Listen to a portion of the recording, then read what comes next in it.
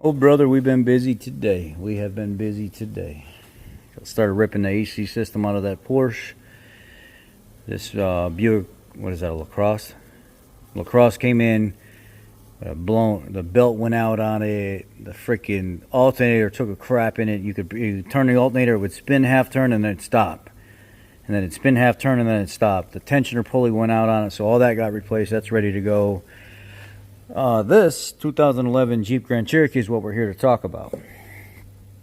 This has been crazy. The alternator that was in it shorted out and caused the vehicle to not even want to key on, do nothing at all. It shorted that bad. And when you put a jump pack on it, this lead post up here, which has a bunch of fusible links under it, there's about 5 fusible links under this plastic cover down here. And it's really weird how the system works. It like goes from the alternator to the post, from the post through the fusible links back to the battery, and from the battery back to, yeah, it's really weird how the system works. Anyway, unhook the battery.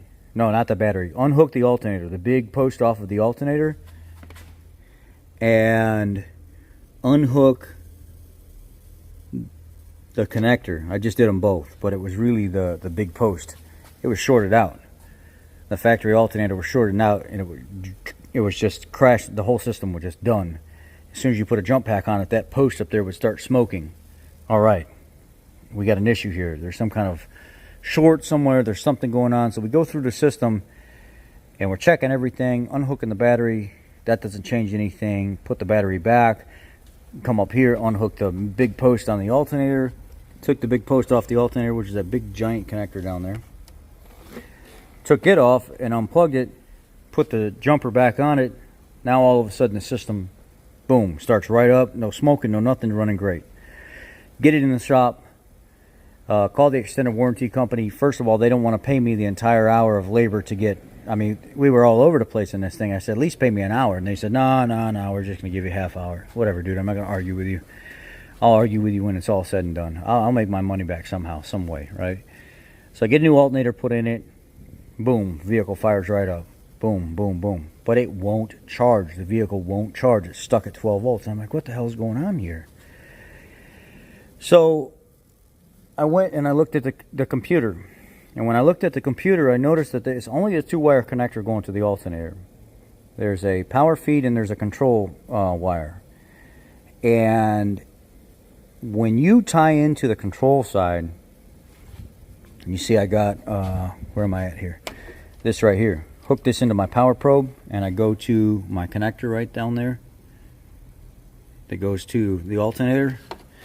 With it plugged in, I can full field it, and all of a sudden I watch my meter.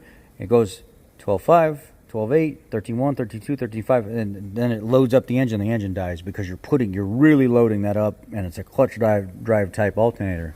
So it says, okay.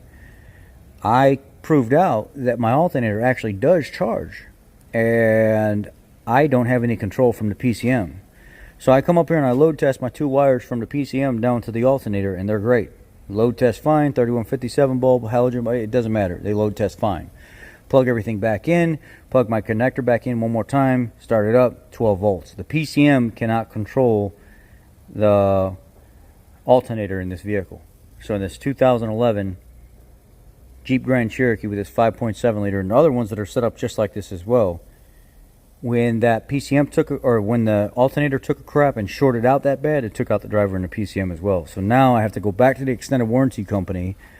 I've got to get one of these PCMs, and then I have to go through AutoLogic to program it because I don't have programming capability with factory software just to fix this problem. What a freaking nightmare with these Chryslers, man. And this is not the first time I've seen this. This is a common problem. One of the things you got to do when you're diagnosing all this is you actually got to pull this post off up here. I think it's a 13 millimeter. And then pull the plastic off of it. And then there's a series of fusible links that are in that. You got to make sure they're all good, because sometimes they blow. And then you got to get in the box, and it's like fuse 28 is one of the main fuses here, which I think is this 15 amp fuse right here next to this relay. Make sure it's good, and if all those check out, all your wires check out, your alternator, you know, back probing that one control wire here. See the red connector? Let me see here. Let's see which one I got.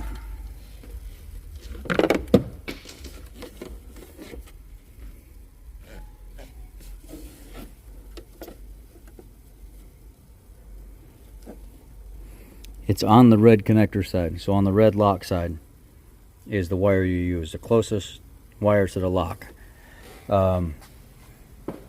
Back probing that and controlling it, now I've actually proved out my alternator is good. I know my wires are good. I know my fuses are good. I know my battery's good. My alternator is good. It's actually starting to charge. I got a bad PCM. So I got to get a PCM in this thing, and I don't know how I'm going to go through, you know, and get that approved through this warranty company that's already fighting me, but I'm going to try. And see where we get, and I'll update you guys on Monday or Tuesday whenever I get everything together and figure out what's going on. But today's been pretty hectic.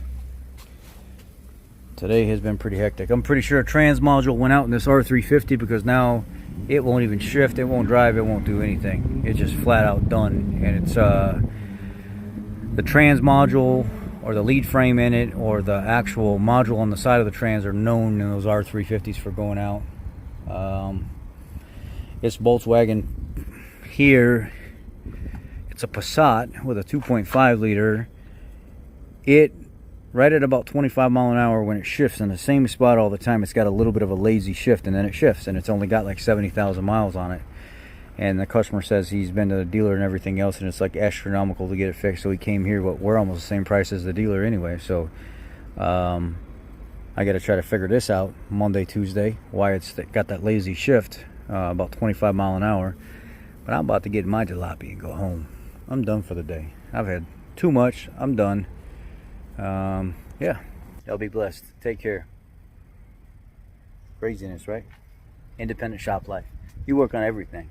There ain't no I don't know. You got to figure it out. It's interesting. I love it though. I really love it. One of my guys are leaving today. Leaving next Friday. He wants to go to the dealer.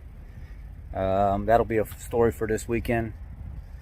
I just chewed him out one too many times for being late and not showing up to work on time. So he thinks he's going to go to the dealer and he's going to get it easier there. I'm tired of dealing with employees showing up late. So I spoke my mind, and I think he got a little upset about it and thinks that he's going to go where the grass is greener, but the dealer ain't going to put up with it at all. At least I've been putting up with it, and I've been trying to work with him. Now he wants to go to the dealer. Okay, that's fine. So I know a gentleman here locally, Hispanic guy, works real good. He's a street mechanic. He's looking for somebody to teach him, kind of like real respectful, humble guy. And I'm going to hire him on Monday. I tell him, come back Monday. You're hired. You're good. I'll give you a month probation, 2-month probation. If it works out great, you listen, you want to learn, you're good. You're golden here. I'm going to pay you. So I hired him today, and he'll be here Monday to start. I'll take care. Be blessed. I love y'all. Craziness.